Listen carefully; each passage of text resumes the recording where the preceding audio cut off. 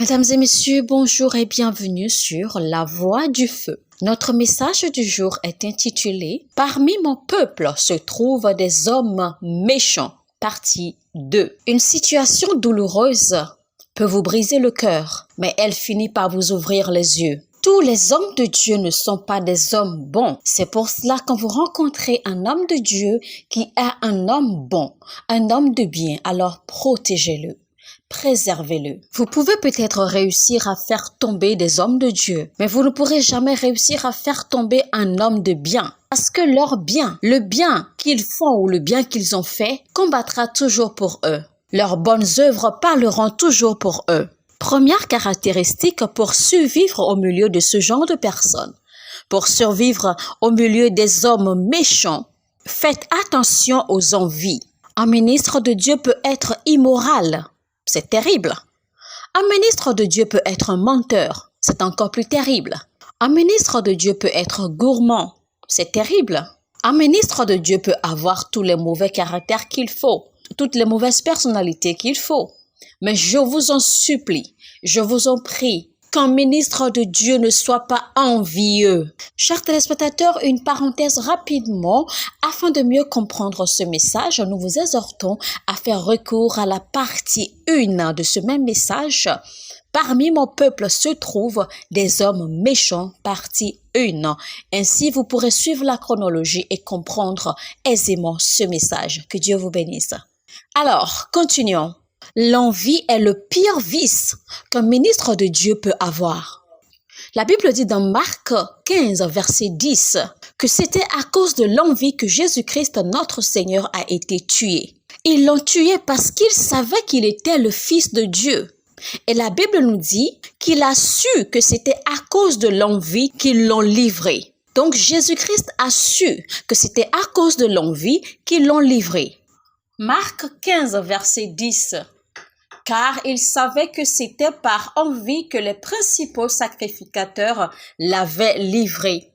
C'est ainsi, vous savez, il y a beaucoup de personnes qui prêchent l'évangile.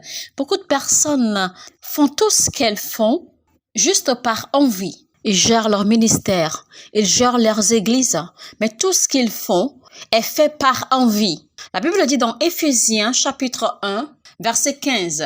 Quelques-uns, il est vrai, prêchent Christ par envie et par esprit de dispute. Tout ce qu'ils font est de ressembler à d'autres.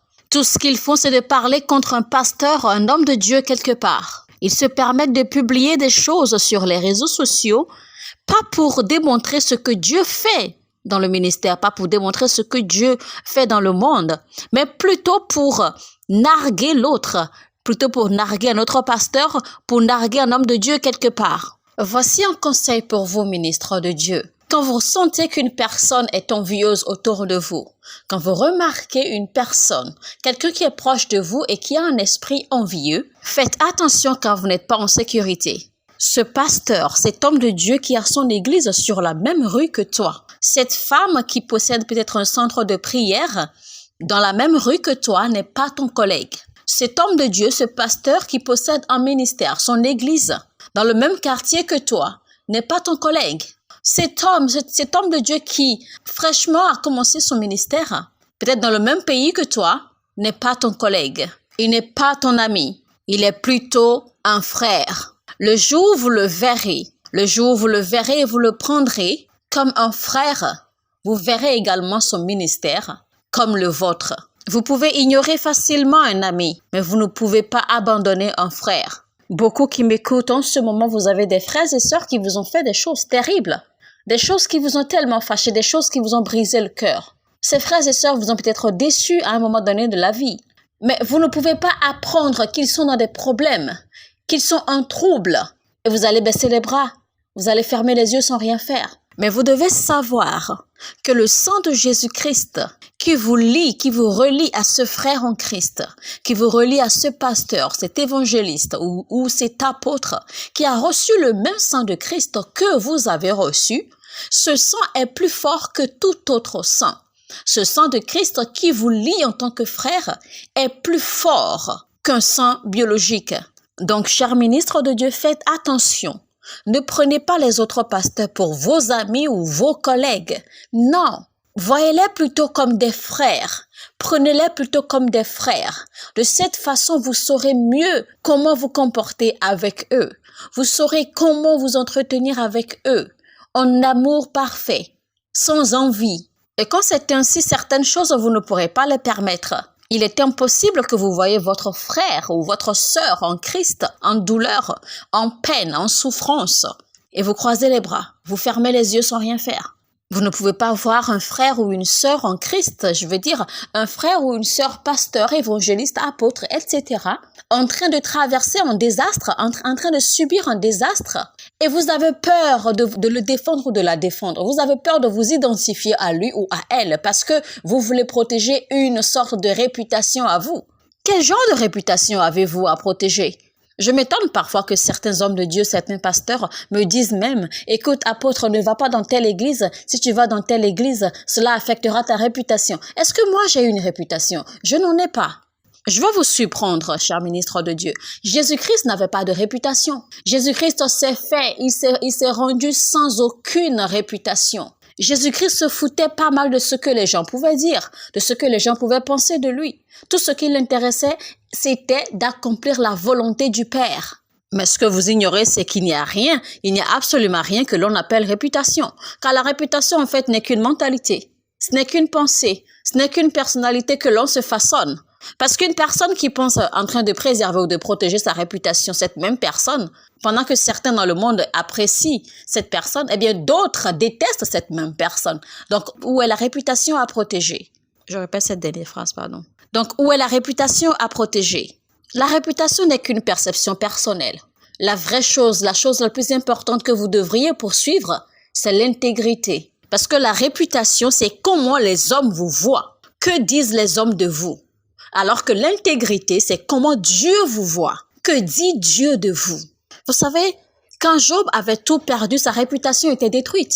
Sa réputation était perdue. Et c'est pour cela que son épouse s'est rapprochée de lui et lui demandait « As-tu encore ton intégrité ?» Ce qui veut dire « Conserves-tu encore ton amour, ton intégrité, ta marche avec Dieu? Conserves-tu encore ta relation avec Dieu ?» Donc je répète encore, ce pasteur, cet apôtre, cet évangéliste, cette femme de Dieu qui est dans le même pays que toi, qui est dans la même cité que toi, qui est dans la même rue que toi, n'est pas ton frère, n'est pas ta sœur, n'est pas ton ou ta collègue, c'est ton frère, c'est ta sœur. Alors la question est ceci, pourquoi combattre son frère? Pourquoi combattras-tu ta sœur? L'un des signes démonstratifs de l'envie est la compétition. Le ministère est un système de complémentarité et non de compétition. Peut-être que tu es un prophète, moi je suis un enseignant et voici que Dieu m'amène dans la même cité en tant qu'enseignant. Donc, quand tu exerces ton ministère de prophétie et que j'exerce mon ministère d'enseignement, eh bien, il y a une complémentarité. On se complétera. Il y aura une balance, il y aura un équilibre. Peut-être que je suis évangéliste. Moi, je vais sur le terrain, je vais gagner des âmes, je ramène les âmes dans l'église.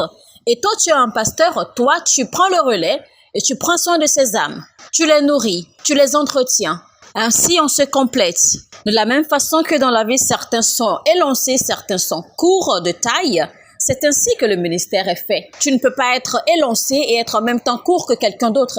Et quelqu'un d'autre ne peut pas être court et en même temps élancé plus que toi. Ceux qui sont complets en Christ ne compétissent pas avec les hommes. Chers frères, j'essaie ici de nous ouvrir les yeux sur beaucoup de nos faiblesses, beaucoup de nos caractères, beaucoup de nos comportements en tant que ministre de Dieu. Ces caractères, ces comportements, ces attitudes, ces genres de personnalités qui, malheureusement, affaiblissent le corps du Christ.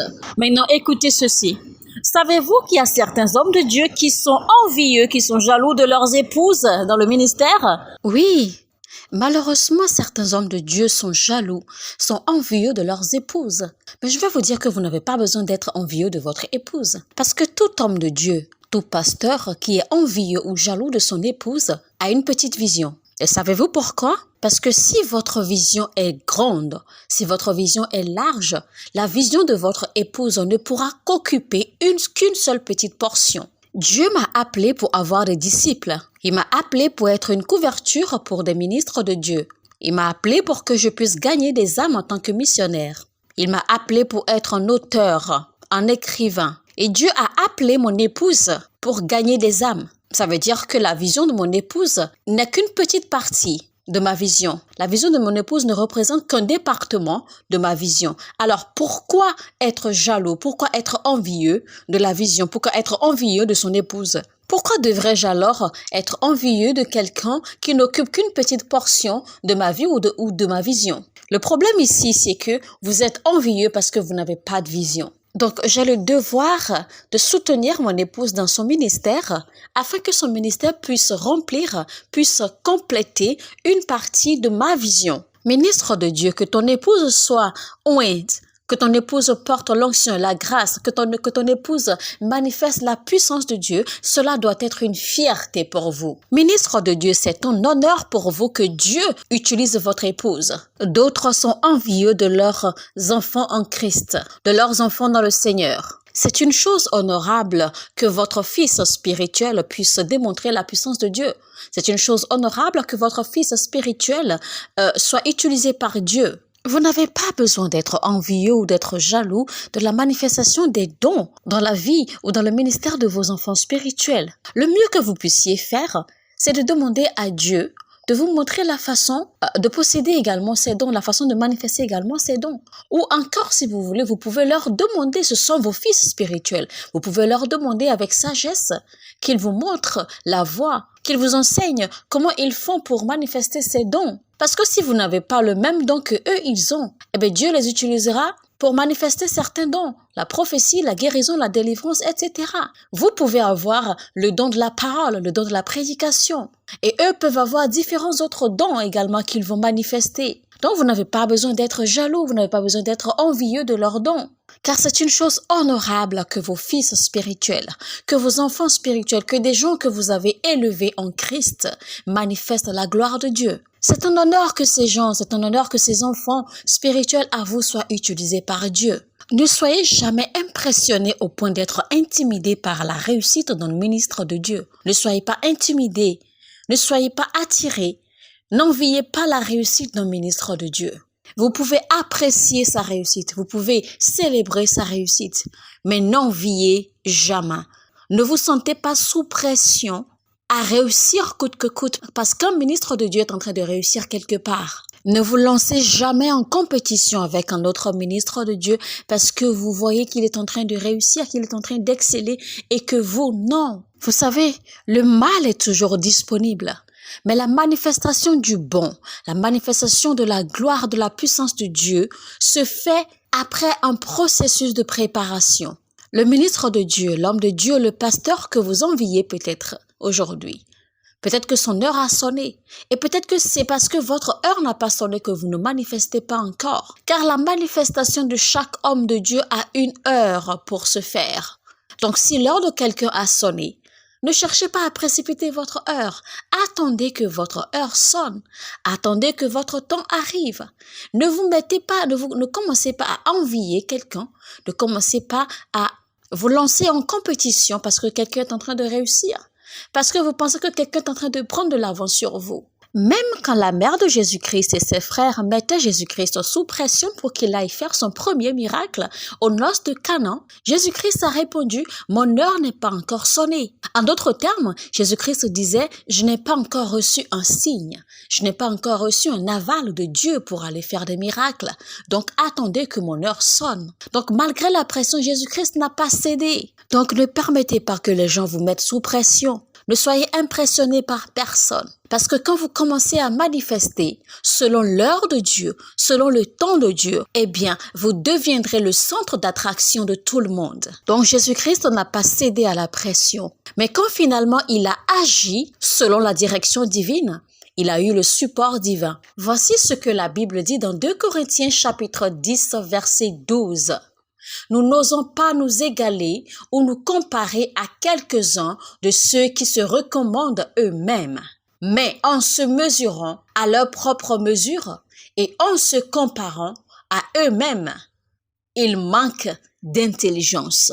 Donc cela veut clairement dire que si vous permettez si vous vous comparez à d'autres, si vous vous sentez influencé, intimidé par d'autres, si vous vous laissez impressionner par d'autres, si vous vous lancez en compétition avec d'autres ministres de Dieu, c'est que vous n'êtes pas intelligent, c'est que vous manquez de sagesse. Vous savez, il y a beaucoup de ministres, beaucoup d'hommes de Dieu dans le monde entier qui ne sont pas menteurs, qui ne sont pas immoraux, qui ne sont pas malins, qui ne sont pas tricheurs, qui ne font pas semblant, qui ne sont pas gourmands. Mais il y a quelque chose qu'ils possèdent, c'est l'esprit de la fierté ou l'orgueil spirituel. Il y a ce qu'on appelle l'orgueil spirituel. Ce sont des gens très critiques.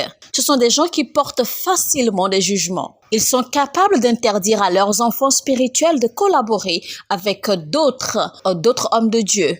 C'est par orgueil spirituel que quelqu'un a déclaré dans la Bible, se vantant en disant ceci. Je jeûne 2 fois par semaine. Je prie, je donne ma dîme. Je ne suis pas comme ce monsieur. C'est l'orgueil spirituel qui fait qu'un homme de Dieu pointe du doigt un autre homme de Dieu, l'accusant de ceci ou de cela. Qui a fait de vous un juge? Il est dit dans 1 Corinthiens chapitre 4 verset 7.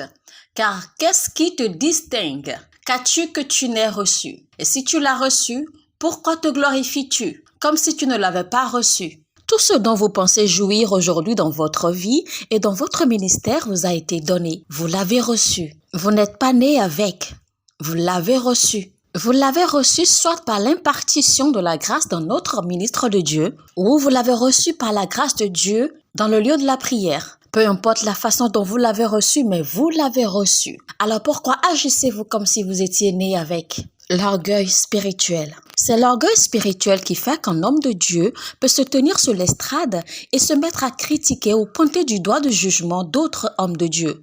C'est l'orgueil spirituel qui fait qu'un homme de Dieu peut se tenir sur l'estrade et se mettre à accuser, à analyser, à juger, à critiquer un autre homme de Dieu, oubliant que lui-même peut devenir victime de ces mêmes choses, oubliant que lui-même peut tomber, oubliant que lui-même peut faillir. Vous savez, Dieu m'a dit une fois, Dieu m'a interdit une fois de porter du jugement sur certains chants qui ont été écrits par certaines personnes, car il m'a dit, tu n'as pas écrit ces chants, donc ne juge pas ces chants, ne condamne plus ces chants. Donc, vous n'avez pas le droit de corriger ou de porter du jugement ou de porter des critiques sur des chants écrits par d'autres personnes. Vous n'avez pas le droit de dire tel chant n'est pas inspiré du Saint-Esprit ou tel chant n'est pas selon l'Ancien Testament ou le Nouveau Testament, etc., etc. Ces gens qui ont écrit ces chants sont venus à eux d'une inspiration. Ils ont été inspirés à écrire ces chants, la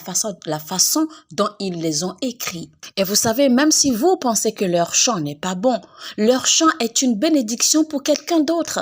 Leur chant est une bénédiction pour une autre âme. Donc Dieu m'a dit carrément, laisse-les avec leur chant. Donc ne pensez pas que c'est d'une croissance spirituelle ou d'une sagesse spirituelle de condamner certaines valeurs que d'autres personnes dans le monde prennent en considération. Vous n'avez pas à condamner ou à juger certaines valeurs ou à critiquer certaines valeurs, certaines choses que d'autres personnes dans le monde respectent. Et si en tant que ministre de Dieu, tout ce que vous faites, vous montez sur l'estrade et vous prêchez contre d'autres hommes de Dieu, c'est que vous manquez d'estime. Vous manquez d'estime personnelle. Vous avez un complexe. Vous avez un complexe de personnalité. L'évangile est trop large. Alors si vous pensez que votre mandat à vous, que votre mission à vous est de corriger les autres que vous pensez qu'ils sont en erreur, parce que dans les Écritures, moi je n'ai jamais vu un appel qui soit pour critiquer. Je n'ai jamais vu un appel qui soit spécifiquement pour critiquer ou pour porter du jugement. Je n'ai jamais vu un appel qui soit un appel de correction ou un appel correctif si vous voulez. Ne pensez pas que vous avez reçu l'appel pour corriger les gens. Ne vous dites pas que Dieu vous a appelé pour corriger les gens. Vous êtes trop petit. Dieu se chargera de corriger qui il veut corriger tout seul. Ce n'est pas à vous de le faire sur la terre. Vous n'avez pas ce droit-là. Vous n'avez pas ce mandat-là. Vous n'avez pas cet appel-là. Et en fait, Dieu n'a jamais transmis ce mandat. Il n'a jamais transmis cette onction. Il n'a jamais transmis cette responsabilité à quelqu'un, à aucun homme sur la terre pour corriger qui que ce soit. Vous n'avez aucun droit à corriger le corps du Christ. Vous n'avez pas le mandat de corriger le corps du Christ, car le corps du Christ est trop large. Il est trop large et trop composé. Il n'existe nulle part un ministère de correction. Donc arrêtez cela. Vous ignorez que ce que vous pensez que vous connaissez, ce que vous pensez que vous détenez comme connaissance ou comme sagesse ou comme révélation, vous n'en avez qu'une petite dimension. Vous n'avez qu'une petite dimension de la compréhension. Vous n'avez qu'une petite dimension de la connaissance. Quand nous prophétisons en dimension. Nous prophétisons en partie. Il y a des messages que j'ai prêchés il y a quelques années en arrière. Ces messages étaient très profonds. Ces messages étaient remplis de révélations. Mais aujourd'hui, quand je retourne écouter ces messages, parfois je m'écris, je m'éclate. Je me pose des questions, je me demande, est-ce moi qui ai dit ceci? Est-ce moi qui ai dit cela?